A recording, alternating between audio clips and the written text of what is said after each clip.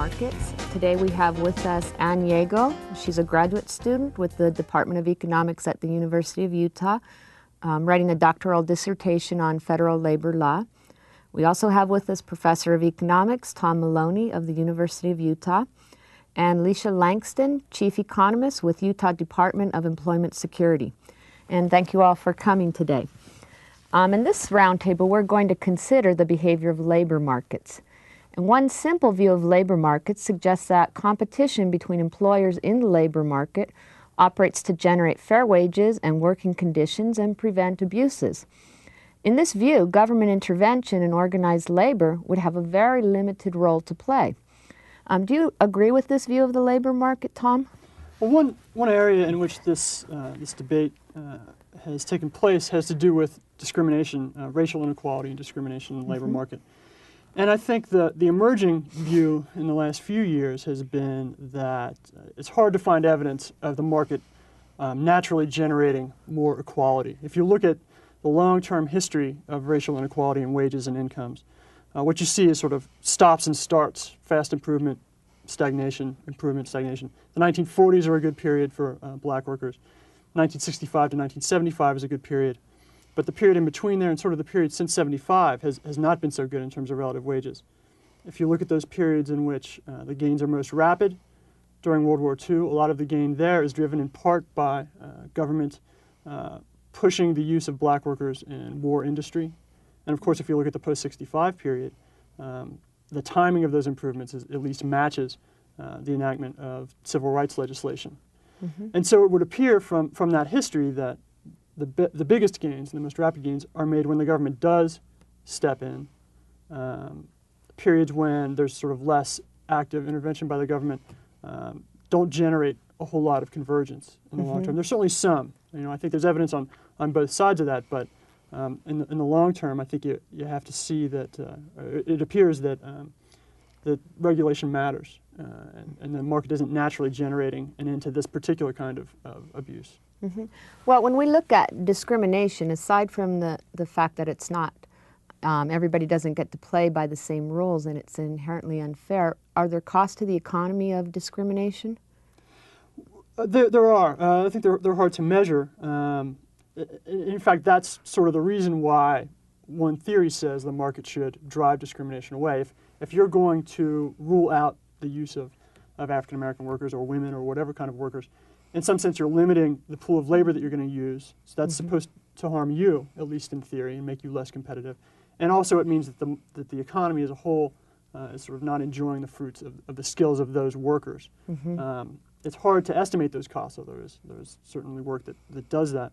But it would appear that the costs to particular employers have not been enough to naturally generate rapid improvement in the position of black workers. And what exactly, how much does a black male worker earn compared to a white male worker? Well, just in raw terms, in the recent period, it's probably in the high 70s, neighborhood of 80%, but that's not, that's just sort of comparing the average for black workers and the average for whites. If you control for education differences, if you control for region of the country, for instance, the South is a low-wage region, you start to impose those controls, then you see that there's more equality, and the differences then might be on the order of 10%. Sort of depends on which set of folks you're looking at. So if you're white, you get paid $10,000, and if you're black, you get paid $9,000 for doing the same work. Is that the idea of similar work? The narrower you define it, the closer the wages become. And if you look at folks within the same workplace doing the same job, you're going to see much less of a differential. Certainly a good part of the differential is driven by the fact that folks are located in different jobs. They have different levels of income. But that raises the question of sort of, why are folks located in different jobs, and why do folks have different levels of income? So. And what about in Utah? I mean, women are also discriminated against in labor markets. At least nationally, wage discrimination is about 85 cents to the dollar once you control for education and work experience. In Utah, what's going on with women in the labor market here? One thing we need to be careful about, and Tom's alluded to that in terms of black and white workers, is that using those aggregate numbers sometimes makes us want to immediately jump to the conclusion that there's discrimination in the workforce. Here in Utah, we just recently got 19 1990 census data on wages for women. Of course, that's like 6 years old at this point. you know the biblical quote. The biblical quote, I think it's in Leviticus, that a woman is worth 3 shekels of silver, a man worth 6, no, 5. So that leaves us 60 cents to the dollar, which has been That's about where it is. So this is a constant, so if it changes, it portends something, right? Well, and actually it has been improving. Women for many decades, we saw the 50, 60 cent, depending on which data series you were using, for about 3 decades. It held fairly constant. It's only been since the 80s that women have really started making any gains in comparison to men in terms of wages. And since that time, the wage gap has closed fairly substantially.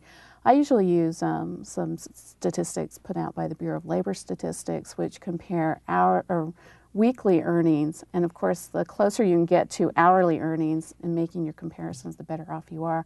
But that shows us, almost at 80%. In Utah, we only get data for wages for women and men every 10 years, and then they're 6 years late. I guess what's kind of a great concern to me is, as I have gone through the data just recently, is that even though Utah women have improved, and when you look at hourly earnings of women compared to men, it's about 62% when you look at us in comparison to the United States. And in fact, every other state, we don't look so great. In fact, in Utah, the wage gap is the largest of any state in the nation for men and women, which is of concern to me. Since why are you concerned with that? Why would it matter? I mean, aren't we interested in family incomes or? That's right, but women contribute greatly to their families' incomes, and because of the social things that have happened, we have more and more female-headed households in our society. So these households are, in many cases, being supported entirely by a woman.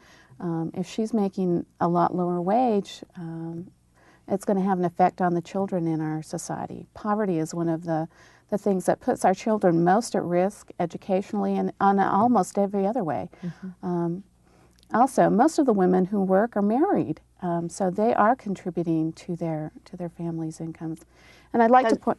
Does Utah have a high percentage of women in the labor force? We do, and that's something that's kind of, people are often surprised to hear that. We tend to think, well, Utah, we're so family-oriented, and yet we have a higher than average participation rate.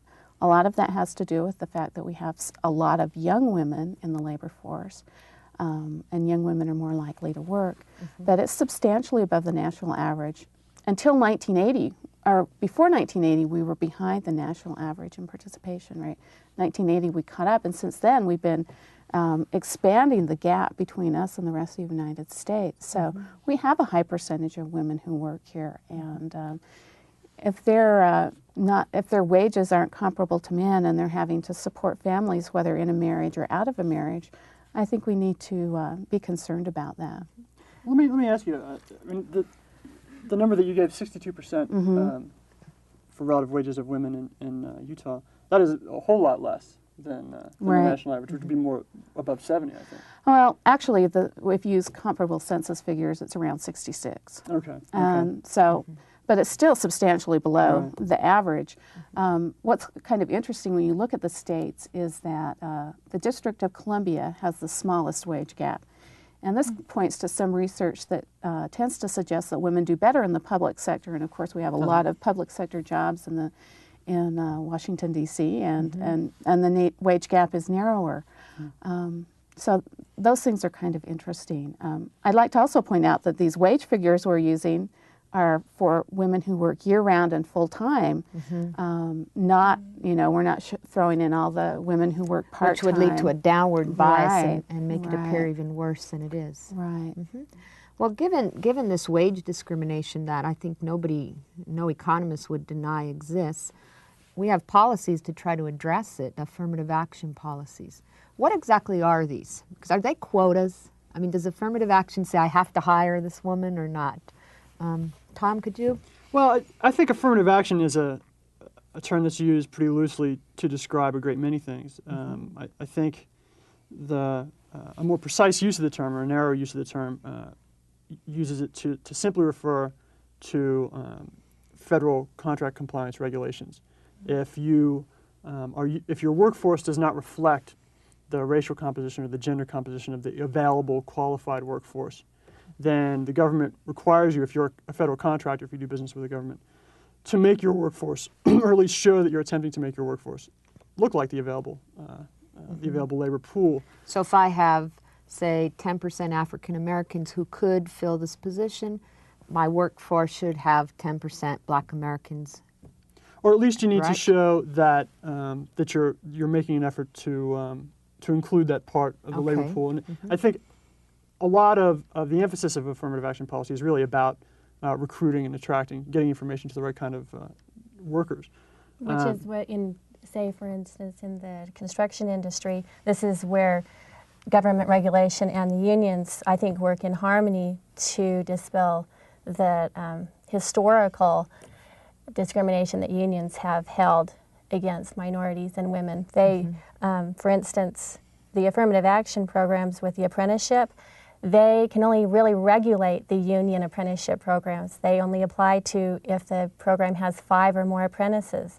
And union apprenticeship programs are the ones who have large enrollments as opposed to non-union who often have very small and thus aren't regulated. Well, how do quotas fit into this? Because we often hear the idea that we're forced to hire these people out of a quota. Is that, like, what goes on here? Well, I think one argument would be that if you impose narrow enough goals and strict enough penalties, I think some people would argue you put the employer in a position of feeling they need to hire based on quotas in order to meet the regulation. But is this for companies that in the more extreme cases where they've failed to show good faith effort in trying to recruit these people? Is that? I think it's in those sort of cases where sort of greater penalties are being brought to bear that you'd be more likely to either see this sort of behavior or see people expect this sort of behavior.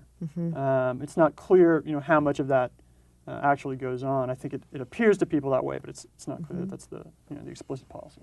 Have Utah firms had problems with affirmative action, or do you know? I don't know so much with affirmative action in terms of anti-discrimination. I know there's a huge backlog in cases. Right. And so, I mean, Well, the there's lawyers definitely should be happy. really, there's a feeling that They that's like going this. on. One thing we might want to talk about, since we're talking about affirmative action, is the Department of Labor's glass ceiling initiative. They, after reading some of the academic studies that suggested that women and minorities were not moving up into upper levels of management, they decided they'd use their contract compliance big stick to go in and take a look at some of the companies that were under the Contract Compliance Act. They looked at a number of Fortune 500 companies. Wasn't really a scientific sample, but they just wanted to go in and do an in-depth look at what was going on in these companies. They did make sure they got different industries, different size companies, and in different geographical areas. And what they found was that, indeed, a lot of these companies had failed to make a good faith effort in helping women and minorities move up the ladder. They found they did a real good job at hiring and recruiting. They first went in and said, we're going to look at the top levels of management because we know that very few women, very few minorities are in the top levels of management. What they found was there weren't enough women or minorities in those top levels to do the studies, so they had to go even farther down. They found a lot of biases towards women and minorities, and in fact, women had done better than minorities in moving up the corporate ladder. They found that men were more likely to get put on committees, men were more likely to get extra training, or white males were more likely to get extra training. There tended to be, well, we just didn't think she would want to move up without asking them. So they found that a lot of that was going on, and that indeed that there was a glass ceiling or a point where women and minorities hadn't gotten above. They found that when they were making decisions as to who to move up into management, they didn't consult their EEO officer, whereas the EEO officer, was kind of overseeing recruitment and hiring. And so there were no checks or no one saying, well, have you looked at this? Are you excluding this group? So they found that that really was going on in corporate America. Okay, well, another thing explaining this difference in wages between males and females has to do with occupational choice. So part of this 60 cents to the dollar, 70 cents to the dollar reflects the fact that women are crowded into lower paying occupations than men. Is this true in the state of Utah? Oh, definitely. And what are the lower paid occupations women crowd into? Well, let's talk about any typical female job except nursing. We talk about cashiers, daycare workers, secretaries, receptionists. Most of the things that women do, as a rule, tend to pay less. What are the high paid occupations? For women? No, that tend to be associated with high pay, but that women don't enter. Doctors, engineers. We have very low percentage of women in engineering fields. One thing that's been very promising that we did see in the 1990 census data was that women have, in Utah and nationally, have moved into management in quite substantial numbers. To me, this is promising. It shows that women are beginning to move up the corporate ladder and increase their salaries. And we've done fairly well for college-educated women. I think where we've really failed for women are for women who don't get a college education. They still tend to choose traditional female jobs that don't pay anything. And why is this? I mean, is it the woman's choice to end up in this job? I mean, should we be concerned? Well, of course, it's partially socialization. I hope my mother never sees this, but I mean, you get a lot of socialization. When I first went to college, I wanted to be an engineer, and my mother about came unglued. But then I chose economics, and I tell people I was an economics major, and they thought I was home economics. Well, Tom's learning to cook, though, don't you? Or isn't that hard for a girl? Yeah, he has a double major. Yeah, it's like, isn't that hard for a girl? So there's a lot of socialization that goes on that makes women think they can't go into those careers, and of course those barriers are starting to break down. I think the other big thing that happens is that women still, or young women still, have in the back of their mind that they're not going to be the sole breadwinner, or they're not going to be a primary breadwinner, that they're going to, marry Prince Charming and he's going to be very rich, and they don't need to plan for that career, and so they fail to plan, and they fail to make good choices in terms of what things are going to pay, and because it's a lot easier to go into these traditional jobs, that's where they end up. I mean, do women enter these traditional jobs such as child care or being the cashier precisely because they're flexible and they're compatible with decisions at home about child rearing or childbirth? I mean, is that... sometimes we think that, and of course that's one of the theories, but you start looking at who really has the flexibility on the job. Is it the secretary or is it the boss? It's obviously the boss. And we look at, if you're a contractor in construction, you can set your hours to work around family needs, whereas if you're a cashier in the store, you have to work a shift, especially if you're working full-time. So sometimes I think women are misled into thinking that these positions, especially if they end up working full-time, are going to give them more flexibility, and they really don't. Because they're looking at priorities. I think that it's a perceived situation of where they perceive themselves as having more flexibility because they know they are expected to be the primary caregiver.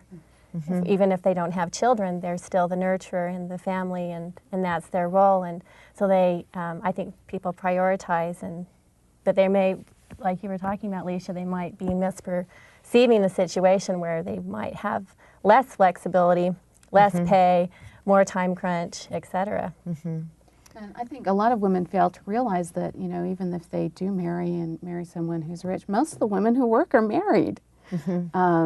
We're not talking about women working who are just, you know, head of households or single, never married. We're talking about most of the women working are married, and if we don't really see that and don't plan for it, I think sometimes we end up in positions that are not quite what we would desire. So what I hear you saying is, I mean, expectations play a huge role, whether you're a woman or a minority, in perceiving where you will be in the future, your vision of what is possible for yourself. Exactly. I mean, I think that that's a large role in my reading on minority situations, where it's a sense of hopelessness that I won't get hired anyway. Look what happened to, you know, Uncle Tom. He didn't get hired either, and so why? They're a hopeless situation. The only way out is to be a singer or an athlete, where there really are a lot of ways out. With regard to women, though, I think there's a way to think about this a little bit more hopefully, in that we're sort of coming out of a period in which a lot of these parameters have changed. Labor force participation rates of women, married women especially, have gone up a lot. It used to be that, some time ago, that the vast majority of working women were single women. Right. Married women weren't working in very large numbers. And if that sort of is what your mother did, and if you build, or your older sister, and you build your expectations based on folks you observed, then you tend to underinvest in schooling and things like that. And so what some economists argue that we're seeing as women's wages, relative wages, begin to pick up a little bit, is that expectations are adjusting to this new reality. Women are investing more in education. Perhaps employers are also adjusting expectations about how continuous will be women's work, and so that might give some of the momentum to women's wages. It's not, you know, it's a bit of hopefulness, I think, in that story. Right, and I mean we're talking about 40% of the labor force. So to see changes, we have to see a lot of changes, and those things are definitely happening. But I think there's still a large segment of our female population that fails to plan adequately, and as we're going to talk about later, there's becoming a dichotomy between the wages paid for unskilled labor and that for higher paid. So if we don't invest in the education, we're going to be left behind. In fact, that's a good point I wanted to bring up about what's been going on in terms of aggregate wage trends in the United States. One of probably the most striking features of the U.S. economy since about the 1970s is that wages are changing dramatically in real terms. Since over the period 1973 to 1993, the wage of a high school educated worker has fallen about 15% in real terms, which means we have about 50% of our labor force is high school educated or less, which means that if in 1973 I could buy this cup of water, in 1993 I can't buy the whole thing anymore. My real purchasing power has declined. And for workers with college education, their wages have remained roughly stagnant. So one of the big trends in wages is the lower half is falling. The upper half is staying roughly constant. We're getting a widening in wage inequality. And this has some significance for the economy. One of the most interesting things about these trends is that they're actually worse for men than for women. And they're really worse for young men who are entering the labor market. In fact, entry-level wages for high school educated workers have fallen by about 20% in real terms. What factors underlie these trends? Because when I see them, I think, well, I remember when I was young, people would say, I'm going to get a job at Chrysler, work there 20 years, make a good living, and retire. I don't hear people saying that anymore. And does this mean we can't get this American dream anymore with one wage earner in a family? I mean, these are significant factors. So perhaps, Tom, you could start by maybe saying what underlies these trends. Well, I think in terms of the increasing inequality that you observe, we can point to a few things. One notion is that there's been a great deal of technological change in a variety of areas, information technology or computer technology, different kinds. And the folks who are sort of poised to do well when there's new technology available are folks who are better educated. They sort of make use of that technology first, and they sort of gain all these high wages, these benefits from from the fact that they get there first. Folks who have less education are less in a position to make use of that technology. That gives you inequality. It doesn't quite explain this decline of high school educated workers. The inequality is the bottom half is right, sinking. it's sort of the bottom half falling off. Yeah. I think this is a phenomenon that folks have had a very hard time explaining, and there doesn't seem to be sort of a monolithic cause to look at. Other things that folks have focused on have been changes in trade patterns, the outsourcing of the labor for intermediate goods, for instance, that high school educated workers might have worked on in the past. Those things are being done in other places. And that reduces the demand for high school educated workers. It has less effect on the demand for college educated workers. If you look at the fact that this has greater impact on... We haven't, in these trends, we actually haven't seen a lot of unemployment. We see shifts in employment from high wage sectors to maybe more low wage sectors for these lower skilled workers. Okay, well, I'd like to thank all of you for coming today, and I enjoyed the discussion. I hope you enjoyed our roundtable on labor markets. Thank you.